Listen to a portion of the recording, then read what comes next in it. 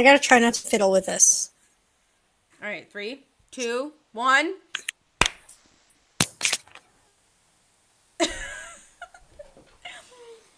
It's hard to match it up when I can't see your matching.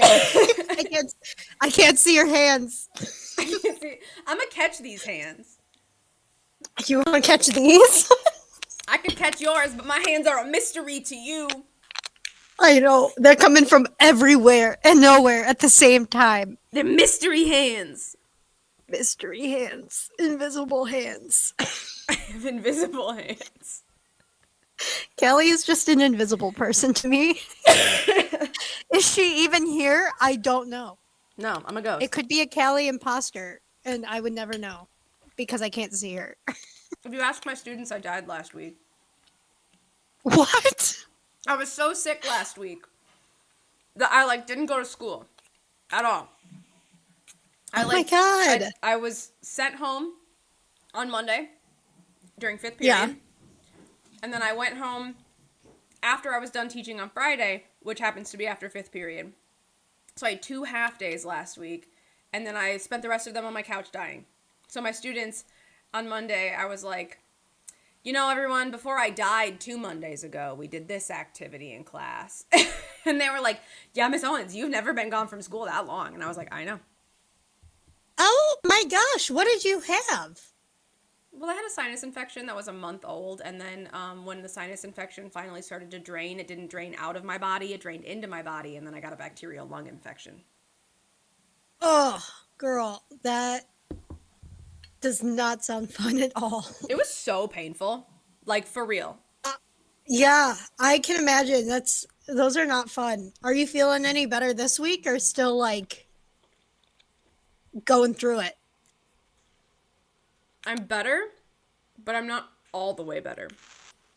Yeah. So. Yeah, that's not shocking. Those things take their time Exactly. to move their way out of our systems. But, oh, that is rough. I'm glad that you got to relax and rest though, and that you didn't have to go into work every day and talk the whole day, every single day, because that is certainly difficult when you've got a respiratory infection. Yeah. Oh, I feel bad for you. That's not fun at all. It's okay. We're making it. We're making it. We're out here. We're doing it. We got it going. All right. Are we doing this podcast intro, or are we just going to be bums the whole time? We can make a podcast intro. Are we for sure recording? I just never got a notification on my side. Girl, we've been recording this whole time. I know. Usually it tells me we're recording, and it didn't. So I just wanted Well, we're not using Zoom. We're using Google Hangouts. Anyway. Right. All right. It's your Would you like brainchild. me to do the intro? intro? You gotta carry the weight, yeah. All right. Welcome to Not For You, where Callie and Riley talk about their silliest thoughts and funnest experiences to document them for future Callie and Riley to enjoy later. If you are neither one of them, neither Callie nor Riley, then this is not for you. And I don't know what you're doing here because you were not invited. But if you are Callie or you are Riley or you're a passerby who finds us funny, then you're welcome to join us. Just know that you might experience some ridiculousness, and that's okay. And also, we don't really want to hear your opinions about our ridiculousness. Because it's not for you anyway. Facts. Exactly. We did get an opinion on one of our videos. Oh, my Lanta. That we filmed 2 years ago. We had a recent opinion by someone that, by the way, this podcast was not for them, but but they still felt the need to leave an opinion, and they were offended by our very controversial ship. First of all, they were Ned defenders. And if you're not familiar with the Nancy Drew computer game cinematic universe, we're Team Nancy and Frank all the way. All the way. These Ned defenders out here, I just don't get them. I Whatever. Right? It just made me laugh. Anyway, what are we talking about today, Riley? So I have had books on the brain lately. I used to be an avid reader and have not sat down and read a book like from cover to back in a while. But I had books on the brain, and I've had a few books that I wanted to go and get so that I could become a reader again. But as I was thinking about books and as I was thinking about podcast topics, I thought it would be fun to reminisce about our favorite books that we read growing up. I don't know about you, Callie. Were you also a reader? Oh my goodness. I loved to read. It was my like favorite pastime. My family is all like pool rats. They love to be at the pool. They love to lay on the loungers. They love to be raisin people. I am not a water girl. And so like the copious amounts of my youth that I felt spent around a pool or a beach or a whatever where I did not want to become a raisin person, I spent reading insane amounts of books. Like I remember one Christmas I got like probably a quarter of the Sarah Dessen catalog of books for Christmas, and I just like didn't Yeah. talk to my family for 4 days while I finished off every book Sarah Dessen had written up until that point. And like my family knew it. They mentioned as I was opening my gifts, they're like, "Oh, we're not going to hear from Callie for the next 5 days." And it was just Yeah. so much of me. And admittedly, I think like the experience of reading such copious amounts in college has really dulled my love for reading because it became like work instead of something that I did for fun. But Yeah. in the core of me, I just want to be reading some mystery novel somewhere and have no responsibilities. 100%. I was also the type of person who would read outdoors, but not at the pool. I was a water girl. I was at the baseball games of the brothers. At every single baseball game until I was at the age of 11, and then I was allowed to stay home. But even then, I would choose to read when I was home. But that was how I passed the time at various sporting events, practices, games, workshops, everything. Is that I would bring books and I would read the whole time, and I would go to family members' houses and read books there. I would get in trouble in school for reading when I was supposed to be paying attention or working on something else. I would have a book kind of not very well hidden underneath my desk and would be staring straight down at it and reading it. But I agree with you 100%. The amount of reading that I had to do for school and for work dulled my love of reading because one was exhausting, and then I didn't have any energy to read for fun anymore, but also because it felt like a chore, and I just associated all reading with being kind of like a chore, which is unfortunate because there are so many fun books that I want to read, and I just need to get back in the habit of doing it. But anyway, I know with the amount of books that I read growing up, there was a repertoire.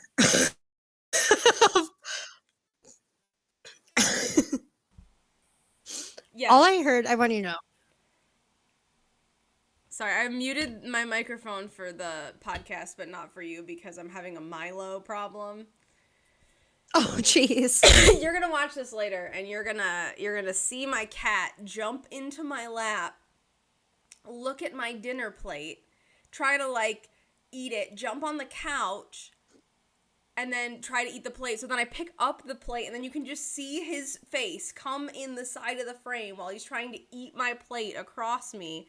I lovingly texted my fiance like 5 minutes ago, like, "Honey, will you please come get my plate?" And he didn't respond to me. And then the Milo issue happened, so I muted my microphone for the podcast. And I didn't mute it for you because I figured you knew that I would figure it out. And I was like, "Honey, please come get my plate." Notice, my fiance still has not come to get my plate. I want you to know that on my end, because I could still hear you. I heard, honey, please come get my plate. And then I heard a meow in the background. I'm walking away. I gotta deal with this. Okay. I'll wait for you.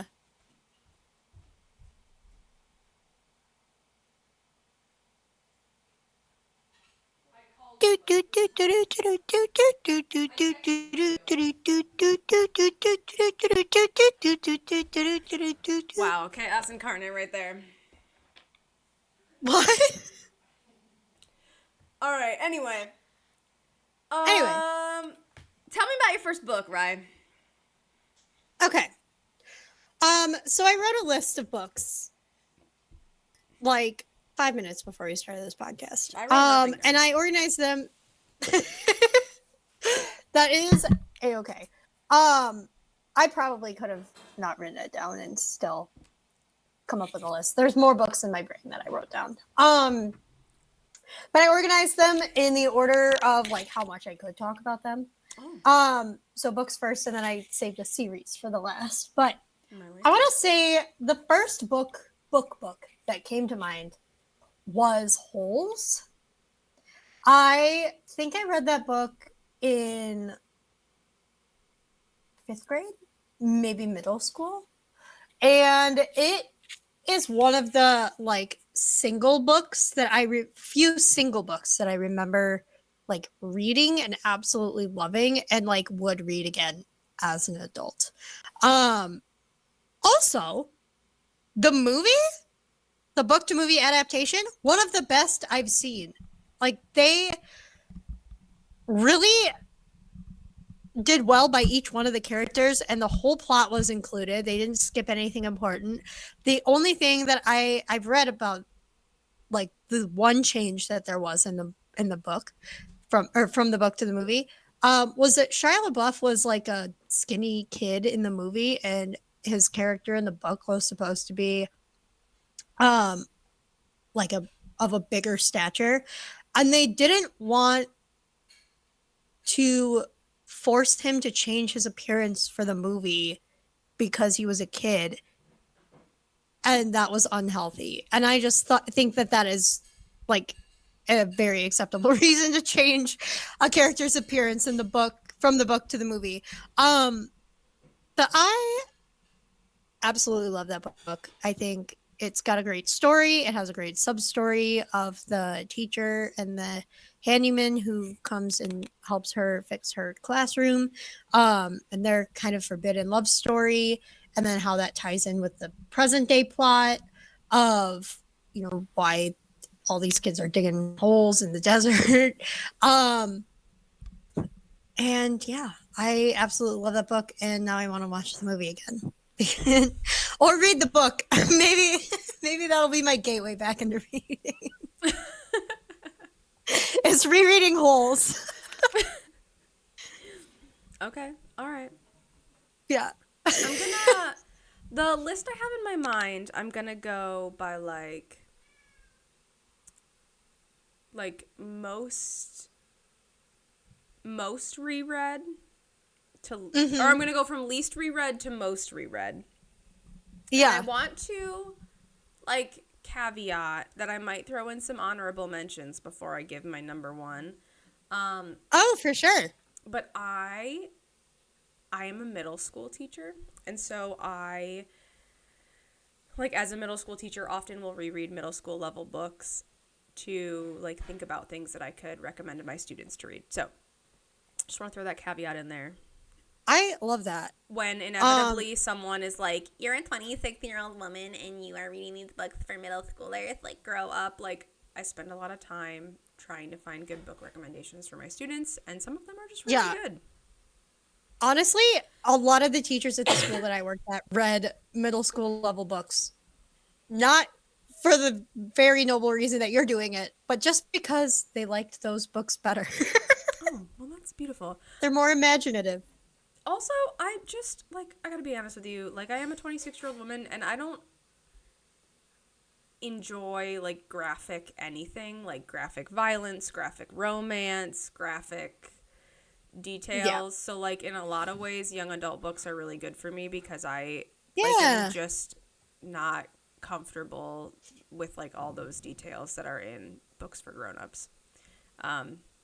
Like I complain to So my mom all valid. the time, like I wish that somebody somewhere would write just like a Nancy Drew novel, but it's a grown-up, because I like don't do well with adult mystery books because they're always so like gory or graphic or gross. Anyway, if you have any like Yeah, kind of wholesome adult mysteries, hit me up.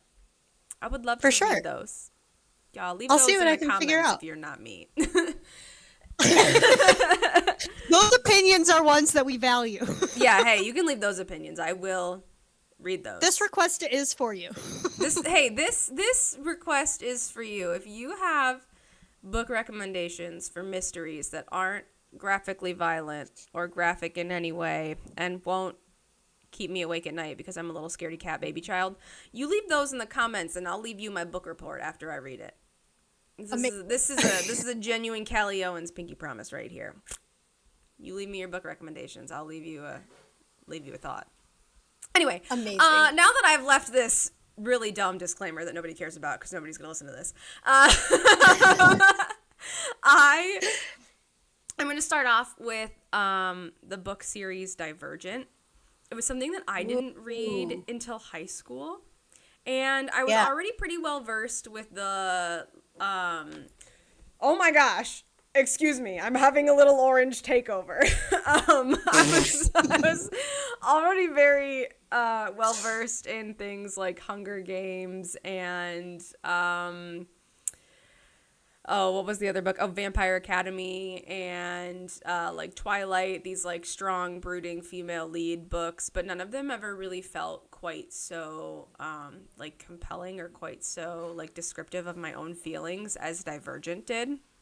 And I really loved this aspect of Triss where she like didn't fit in anywhere. Like she wasn't truly brave, and she wasn't truly selfless, and she wasn't truly kind, and she wasn't truly anything. And it was like the sophomore reading my junior year, and so the sophomores, some of them who knew me, they had a full-on debate in their English class about what faction I would fit into, and their English class ultimately came to the conclusion that like I also was Divergent. And my former English teacher ended up telling me about this in the hallway as I was late to third period one day. She's like, hey, I just want you to know we debated about you in my second period English class. And I was like, I'm a self-conscious high schooler. Why would you tell me that? You know? And she was like, no, the sophomores had a really good discussion about like your personality and who you are as a person and what kind of friend you are. And like ultimately they came to the conclusion that like you really hold a lot of values of a Divergent person. And I like felt very honored by that as a junior. And I remember like really identifying in a lot of ways with this character that kind of never really felt like she fit in.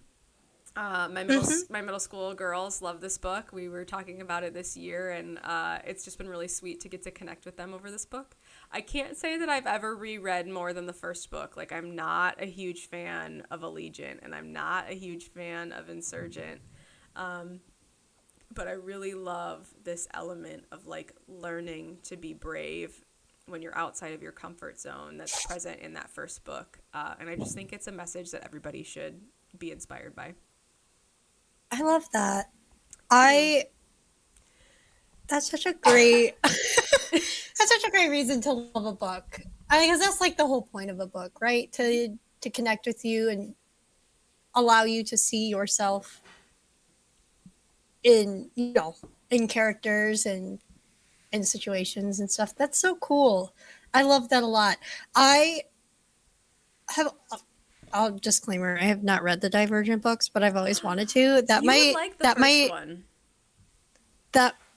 might have just like, I might have to buy that when I go to Barnes & Noble next. Oh, don't be silly. I'll just loan you my copy. Oh, sweet. I'll literally see you this weekend. I'll bring you my copy. Amazing. That might be the first book that I read in a long time. And I'm excited. That's awesome. I really love that. That's such a cool reason to love a book. Also, the part where you said that you've really only reread the first book, girl, I've done that with so many series. you read the series, you pick the book that you like, and then that's all you need. I gotta be honest with you. I'm a full rereader. Like Are you? yeah, truthfully, I think between like my 8th grade year and my senior year, I fully made it through Twilight 2 or 3 times because I was just Wow. very enamored with that love story. Mm-hmm. And I've made it all the way through all 7 Harry Potters a couple of times. Every once in a while, I think that I like desire to reread them, and then I remember that like this is a series of books written for 11-year-olds, and I don't have the patience to reread all 7. But I have truthfully like made it through all 7. I think probably 3 times each at least. Hi, Potato. Potato's in his couch now. Oh. Yeah, my cat Tigger, I think, looks like a little potato. Yeah. He's balled up, and so I call him Potato. Potato's in his couch now.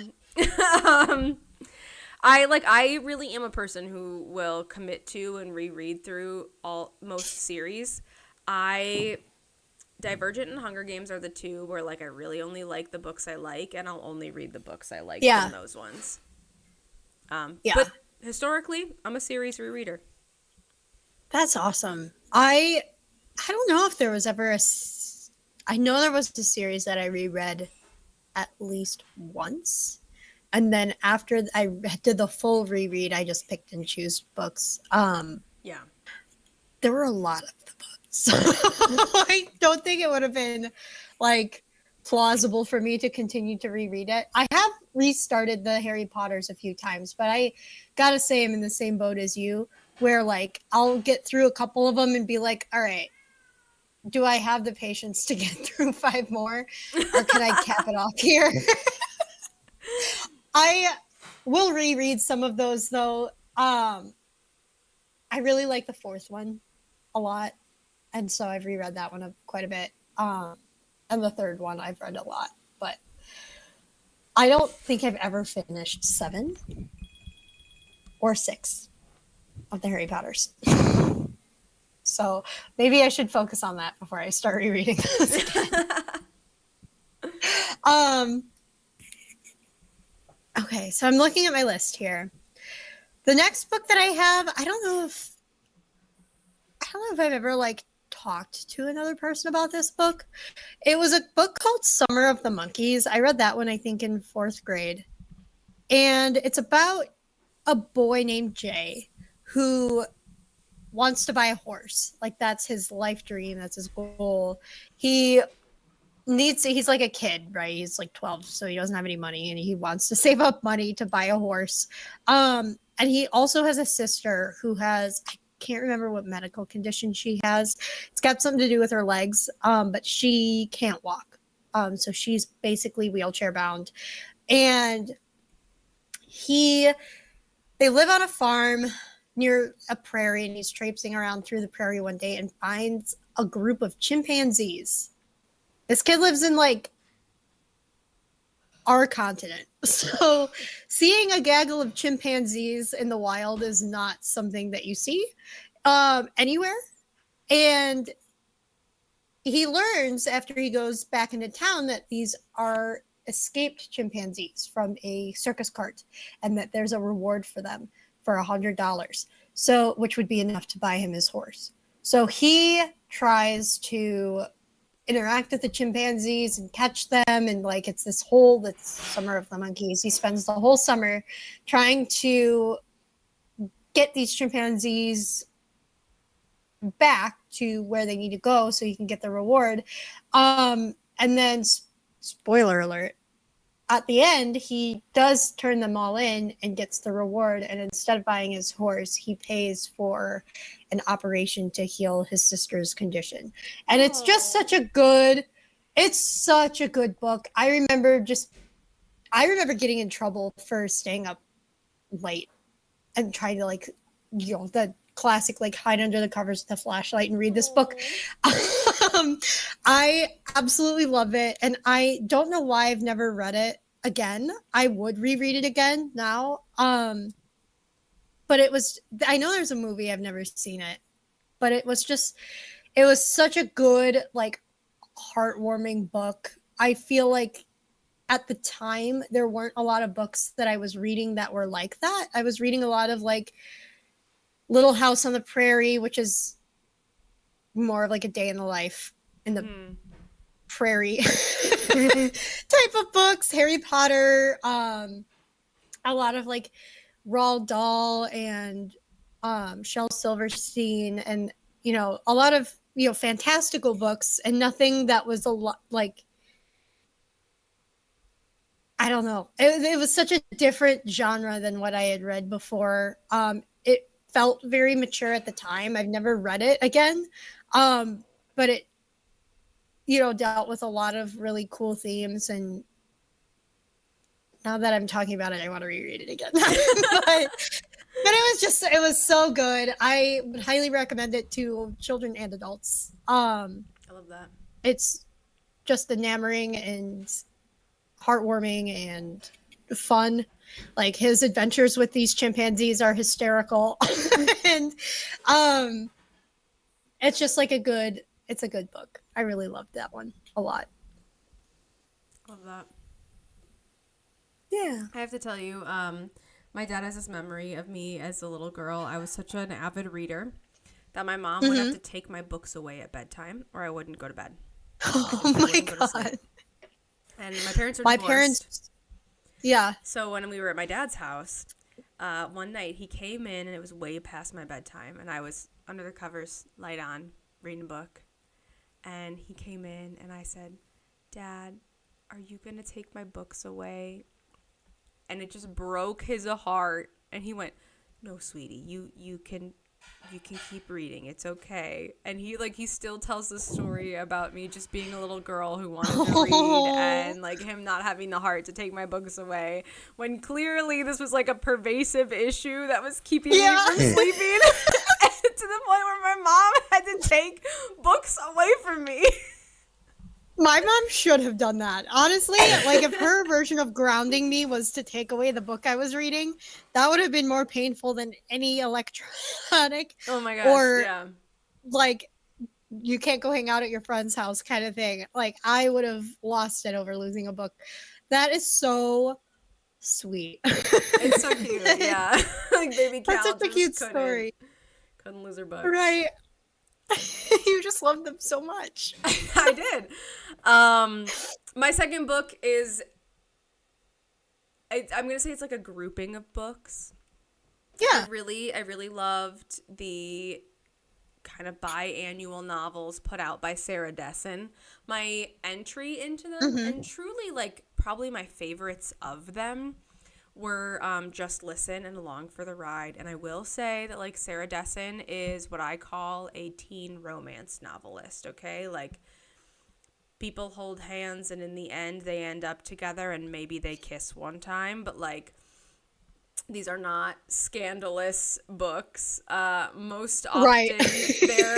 they are these stories of like teen girls kind of coming of age and figuring out that they belong somewhere, and that they have a community, and it's kind of, they like, a lot of them start off kind of standoffish or like extremely motivated but isolated, and they like come to find that they are loved and accepted, and happen to find a partner in the process.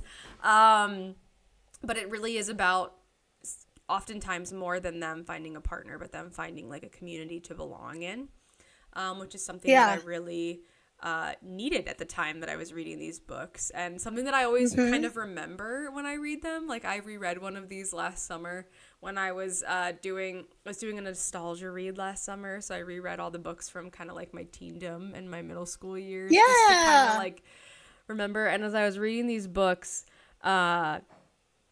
I remember I had these like sense memories of, I remember reading this on this couch, or I remember feeling this way myself, or I remember like, this is a memory that I have from being little, or even being in high school. And so like, just rereading these kind of gives me sense memories of the first time I read them, but even more like, gives me a sense memory of that feeling of kind of finally finding a place where I belong, and finding a community that loved me, and finally like feeling like I fit in somewhere. And even if these are dressed up as like silly little teen romance novels, you know, like I certainly remember my first love, and I certainly remember like those butterflies for me for the first time when I read these books. And I would never recommend these to my middle schoolers because I think they should believe boys are gross. And that's a valid point. Listen, like I teach 6th grade. I don't need them to discover boys yet. No. But for a majority of them, like I read these in high school, and it certainly made me like desire a person who loved me as much as, you know, these first teen romances. And I, you know, think my fiance does a pretty good job of that. Yeah, he does. That's so sweeed. You've got such good book choices, dude. And I didn't even plan this. Like I just showed up here. Jeez. That's awesome. I really love that. And I love that she came out with so many. Like that. She still writes them. Like I went to a bookstore recently and she came out with a new one, and I was like, should I get it though? And then you 100% should. Okay, here's the thing. So,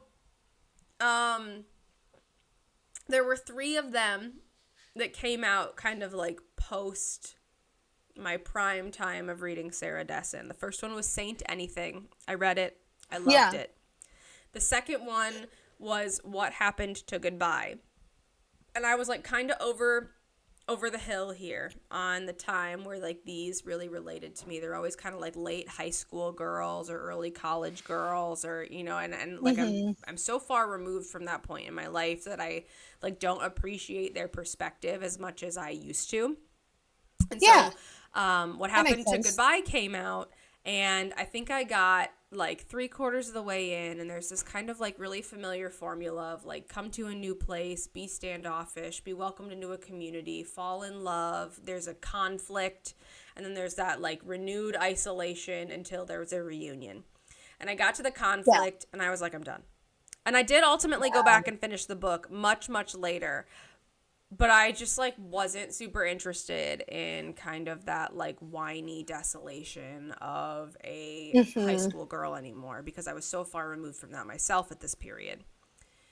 And then there was one that came out after that, and the cover's dark blue. There are yellow boats on the front. Like, I didn't even get past the 3rd chapter because, like, at this point, like, this is a perspective that I have, like, lived through myself and I'm so far removed from, and, like, there's not a lot of other kind of like meaningful interest for me in these books anymore. It's just like all about the feels and all about the self-love and all about the self-growth. And while I love those things and I want those things for other people, like I'm just not in that same spot anymore, which is why I didn't buy the new one last summer.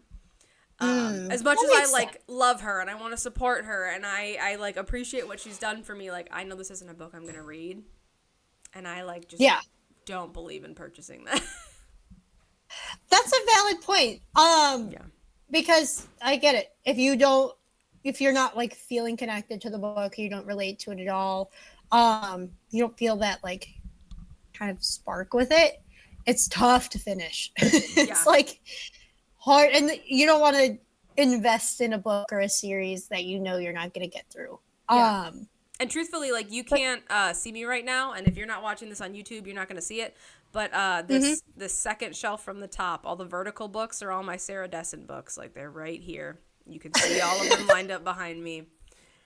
They're present. They're not even blocked by the vacuum. You know, like probably when you watch this later, you'll be like, "Wow, she really invested in a lot of those." There's a lot of them there. There's a lot of them there.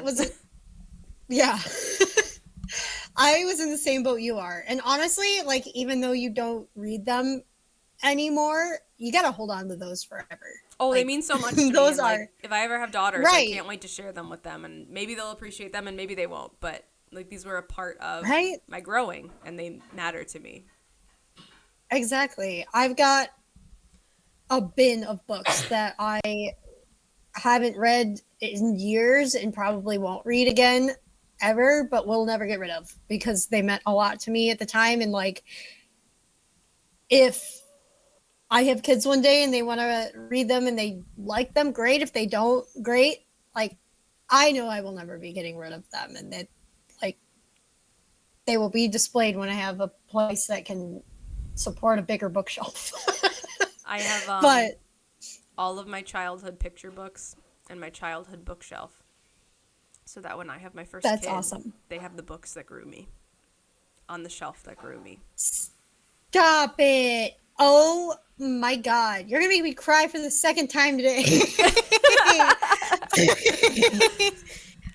That is so sweet. Oh my God. That's the best thing I've ever heard. That's so fun.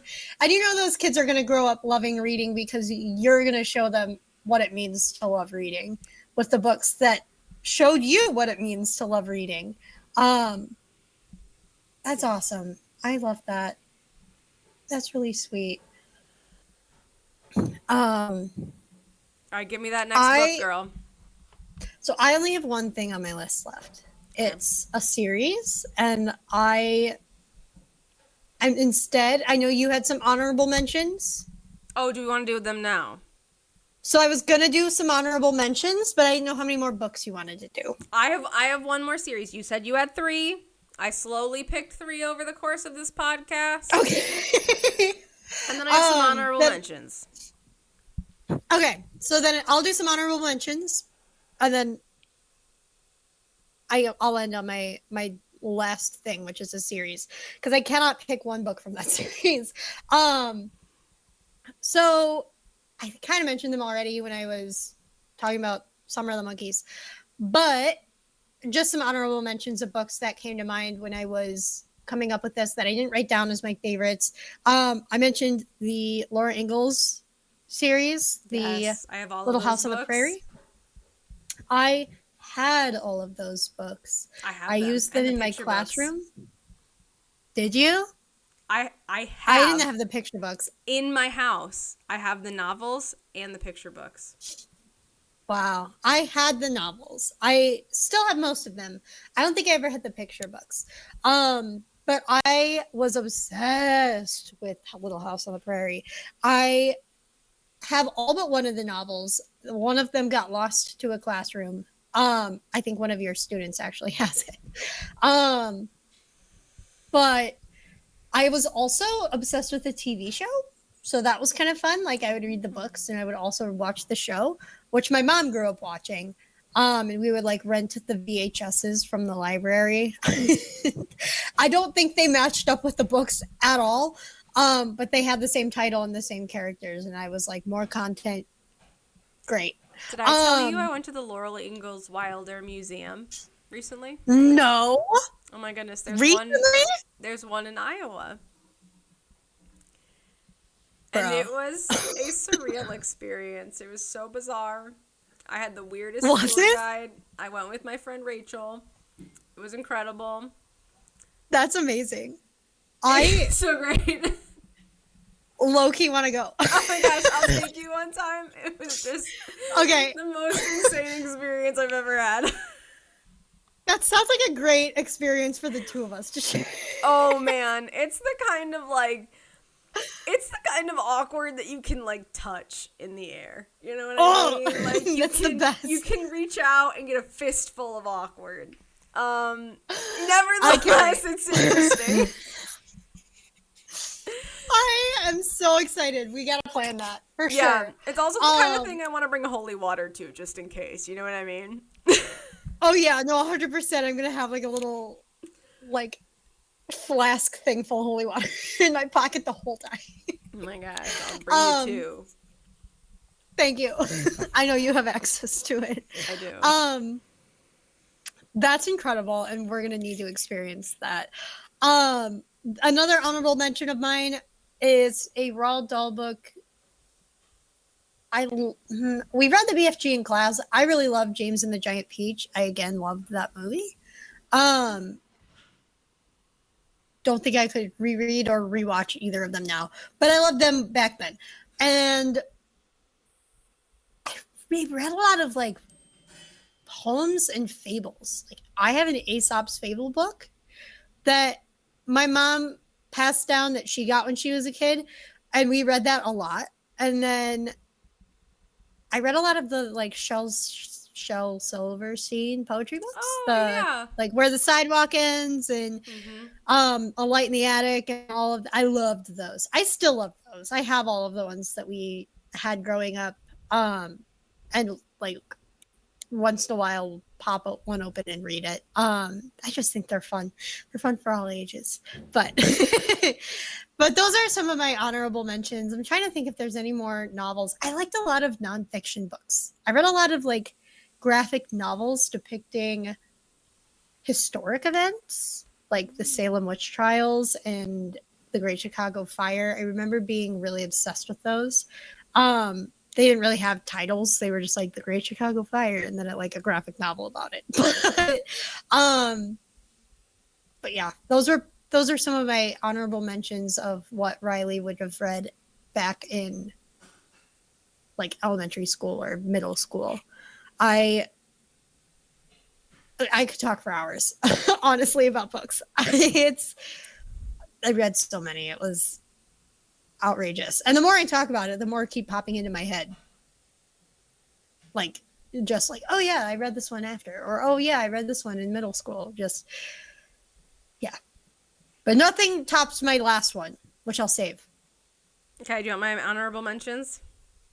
Of course. Hit me with them. Obviously, big Harry Potter kid. Oh, big, for big sure. Harry Potter kid. Hunger Games fan, Twilight fan. My elementary school days, I was a big Geronimo Stilton fan. Ooh. We were Geronimo Big, Stilton people in our house. big Magic Treehouse, big Judy Moody, big Junie B. Jones. Huge fan of the Wayside Stories from West Side Anything. Big fan of like Nancy Drew and just anything mystery based. I'm currently working myself through like Agatha Christie's whole collection. Yeah. They're really if you're watching on YouTube, they're really short vertical books on the top shelf of my bookshelf is my Agatha Christie collection right now, or like most of it. Yeah. I was gonna ask if you were still working your way through those because I saw some Agatha Christie stuff and I was like, I kind of want to get these for Callie, but I don't know if she already has them or has read them. No, I have a ton of those rocking right now. I was a big fan of anything that was like magical or folklore. Like I really remember reading these books called like Ballad and Fate. They had like fire and little leaves on the front that were about fairies. I really loved this book called Once a Witch, which was about this girl like kind of discovering this power that she had, and really like any book that was in the theme of like some kind of very average girl discovering some kind of unsuspecting like power or bravery or confidence was something that I really loved as just like a shy kind of lonely kid. Mm-hmm. Yeah. That's awesome. Big You got a Hermione lot fan. of books. I'm a huge fan of books. I mean, not one, not two, not three. No, I'm sorry, 3 full bookshelves of books in my home. I have 2 bookshelves of books in my classroom. And then I have like a 50-gallon tote full of books in my basement. And then like 2 random shelves of books in my house. Like while I cannot figure out how to spell or use grammar, I have a deep love for the written language. I have a deep love for thought. I have a deep love for stories. I love to read.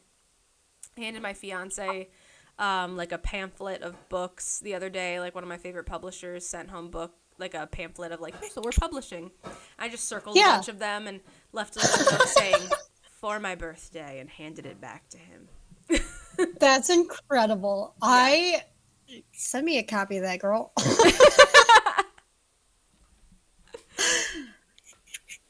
That is awesome. I agree 100%. If I have multiple bins of books, I just don't have the space for them right now. But if I could, I would have a library in my house one day. just Oh, a yeah. whole room dedicated to books that I can fill from floor to ceiling with books that I have or have not read. I am also somebody who's absolutely enamored with the written language and thought and like the artistry that goes into writing, just like the stories that you can tell with words. And yeah, I've always been that way. I hope to, this podcast is inspiring me to get back into it. I'm just, Well, I'll I've bring been you a thinking book on about it a lot. Saturday. You read that one book and we'll go from Amazing. there. I am very excited for that. I used to be able to plow through books in like a day or two. And I want to be able to do that again and read just like all the time.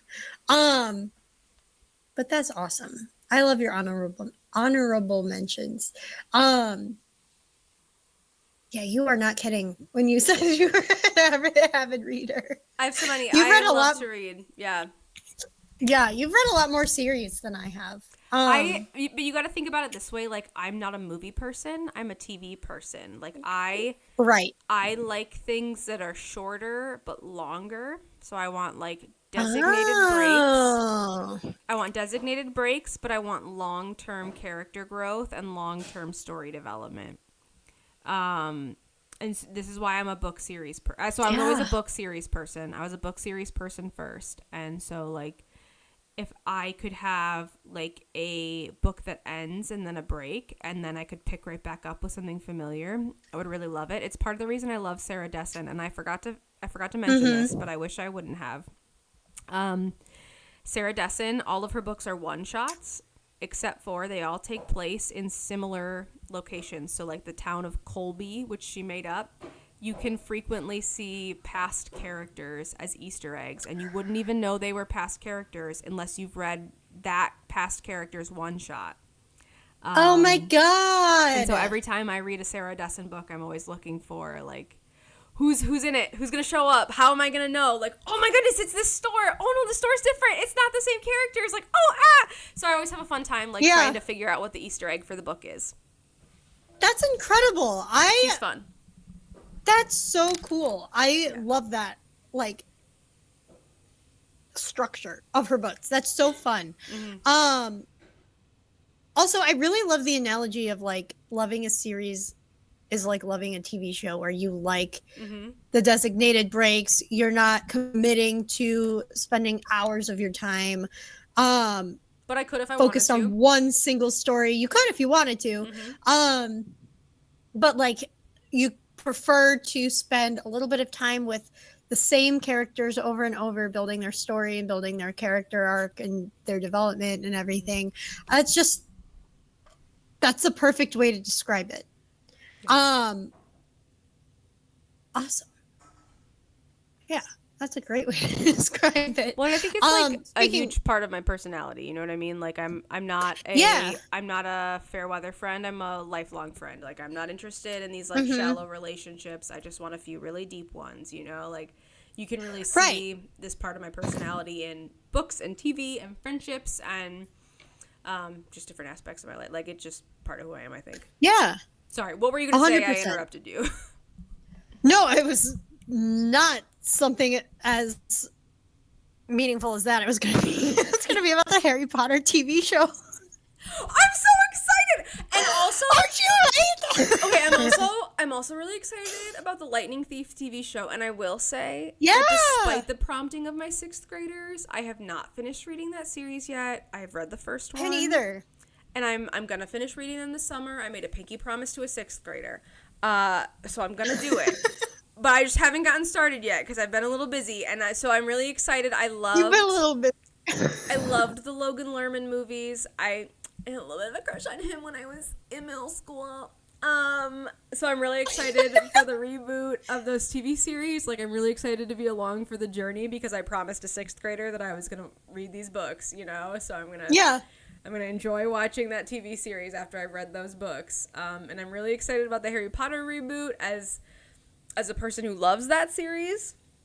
Yeah. You and I have had this conversation about how books 1 through 4 were really true, but they cut some things in books 1 through 4 that were integral to books 5 through 7, and we had no way of knowing when movies 1 through 4 were being made that those were going to be integral later, so it made sense to cut them then. And then Right. I think movies 5 through 7 are almost unrecognizable from the books, and so I'm really excited to have that rectified this time. Yeah.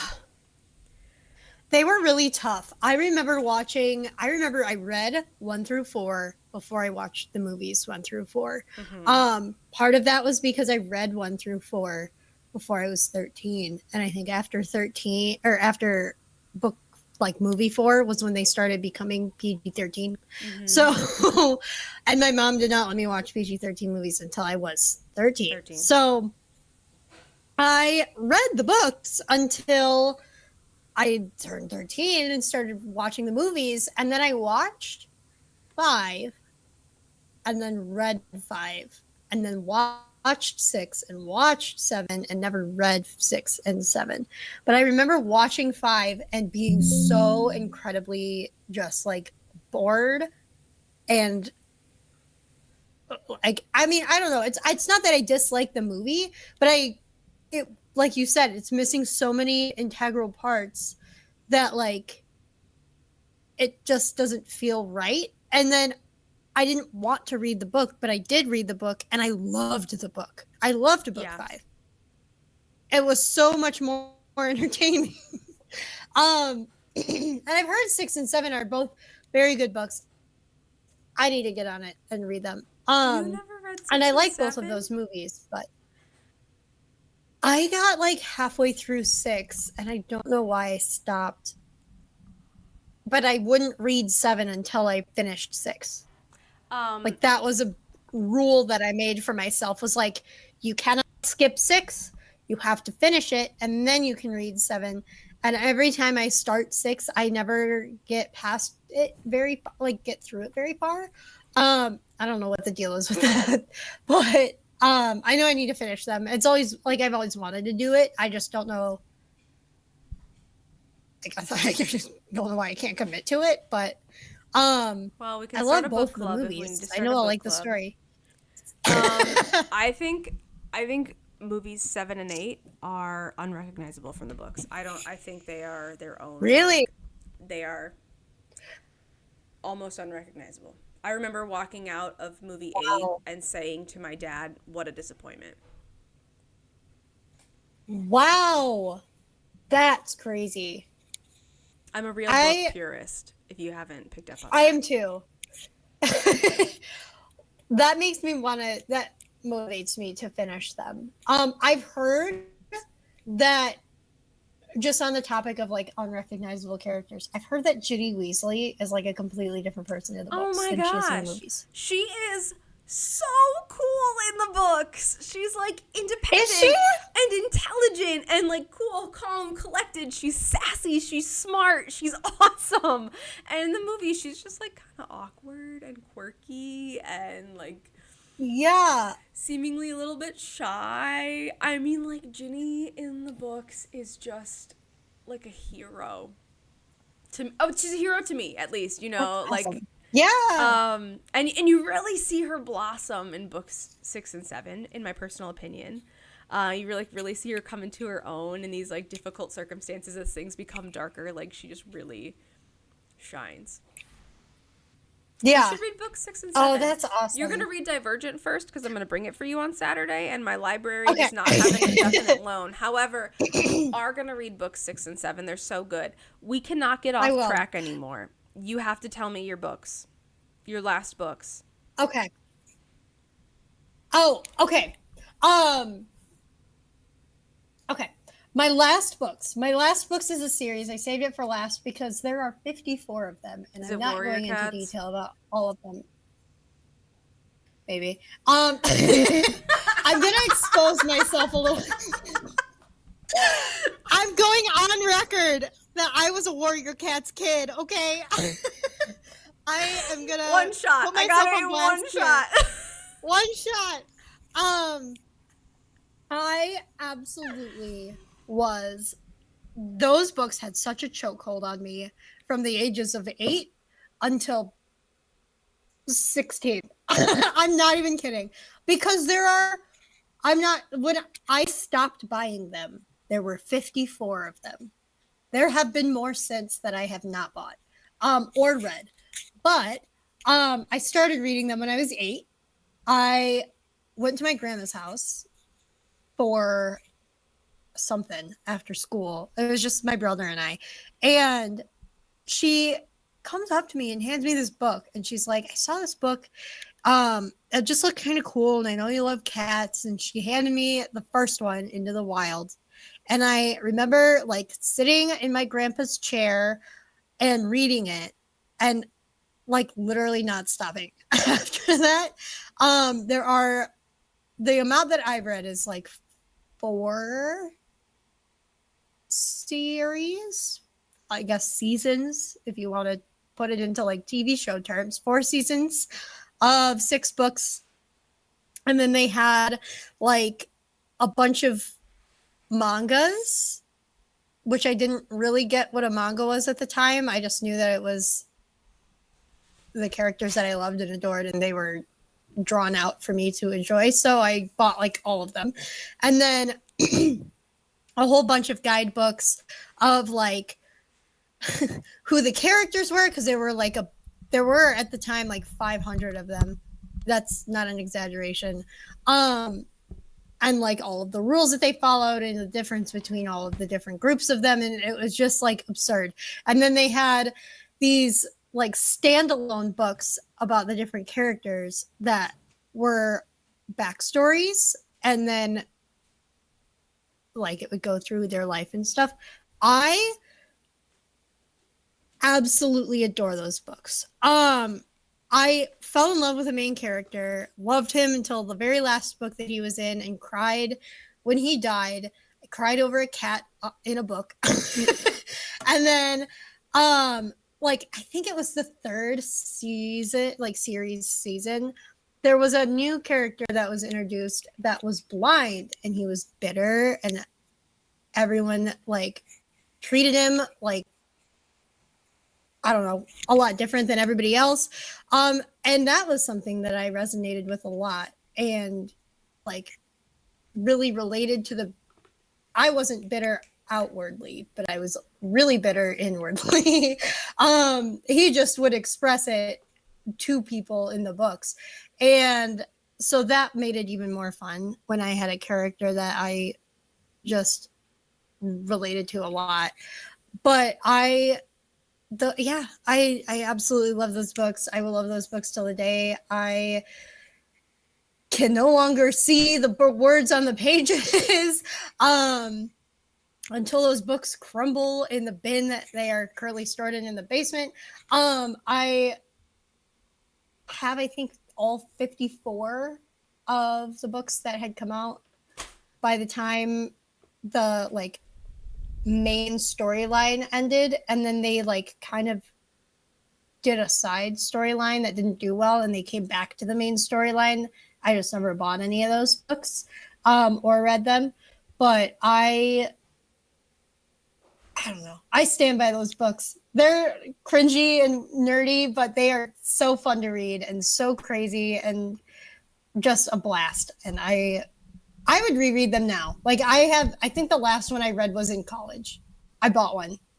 I like almost didn't, but I was at Barnes and Noble and it was staring me in the face and I bought it. And then I came home and read it in like 3 hours. But that's my favorite book series that I read as a kid. You could not pry that away from me. I read and reread all of those books. I didn't reread the series over and over again. I reread my favorites of the series because it is just, you cannot reread 54 books over and over and over again. I think I read the series all the way through twice. Just because I like had read them as they were coming out from the time I was 8 until the time I was in like middle school. And then once they had all come out, I reread them all together so that I like remembered what happened in the first few books. But yeah, I could talk for hours just about that book series. I loved it so much.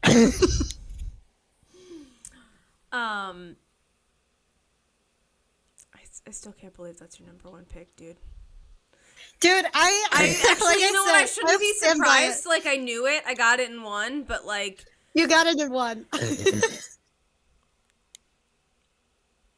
anyway. Yeah, I'm putting myself on blast here. You really are. You blasted yourself. Listen, I know- forgot to blast myself today. I forgot to mention that one of my all-time favorite book series is WITCH. And it should be pronounced witch, but Really? it is literally an acronym. Oh, I think I had every single book. And every time a new one would come out, I watched the TV show. I had a friend in elementary school. I forgot there was a show. Who introduced me to the books. I loved the books, except for the Cordelia books. She was the worst. Or Cornelia was her name. Cornelia. She was the Earth one. I didn't love her. But I did forget to appropriately put myself on blast this podcast. Sorry. Listen, if we're gonna be talking about the things we read as kids, I gotta put myself on blast. Fair. If you asked any one of my family members what my favorite book series was, every single one of them could tell you. Warrior Cats? Yes! It's so incredible what I remember from, like, I think just from the amount I've read of them. I have not read one in at least 5 years. I can't believe you read one in college. Like I read one in college. Look at my facial expressions when you watch this back. I can't. It was the only disclaimer. The reason I read one in college was because they, as I had mentioned, they stopped the main storyline. Oh, and they returned. Like back when I was, and they returned with one standalone book. They hadn't announced that they were doing the series yet. Okay. So, but they said that they came with one standalone book, and I was like, I'm no longer putting you on blast. I feel like I have to read this one book because it felt like it was still part of that series, and I felt like I hadn't completed it because it was the one book that they came out with. Fair. And to be honest, I missed the blind character a lot. So, so I read it and loved it. And that was the last one that I bought. I know that there's been at least one series that follows the main storyline that they've come out with in the last couple of years. I think there's 2. I haven't read any of them. I haven't read any of their standalones, even though they are related to the main storyline. But never say never. I might. I might. It has gotten to the point where, like, I can still recall, like, what characters did what and what they looked like and oh my Lanta. Who they were related to, and like how certain characters died in the books. It's absurd. It's the most absurd part of me. One of them. But still, I love those books. Amazing. All right, my last round here is I'm ready. Anything written by Allie Carter, but most especially the Gallagher Girl series. It's this series about like girls that go to a super secret spy school, and they're just super smart, and they get trained to be a part of a super secret spy school. And I like introduced my 6th graders to this book series, and a couple of them read it all the way through, and like we talked about it, and it was such like a cute bonding moment for us. I reread all 7 books last summer because I just love them, and they were like my favorite thing I read in middle school and high school, and I just wanted to share it with my students. And it's like this girl who is invisible. They literally call her Cammy the Chameleon, and like her dad disappeared. He was a covert operative. Her mom is in charge of the super secret spy school for girls. She like falls in love for the first time is the premise of the first book. And then in the second book, there's a boy spy school, and she falls in love with a boy there. And then in the third book, they introduce this like the big bad, and it's this like terrorist organization who ultimately wants information that only Cammy has about her dad. And it's just this girl like who goes from being invisible to this super confident, independent intelligent, strong person. And I really started reading these books at a time in which I felt invisible, and like I think I've grown into a really strong, independent person. So it's been fun to see like myself grow with this character who I loved. And I think it's funny. There are two funny stories I have about this book, and the first is that when I first started reading, I didn't want to be Cammy. I wanted to be Bex. And she's like the like super confident, like really beautiful, like everybody knows her, everybody loves her kind of character, because I wanted to be confident.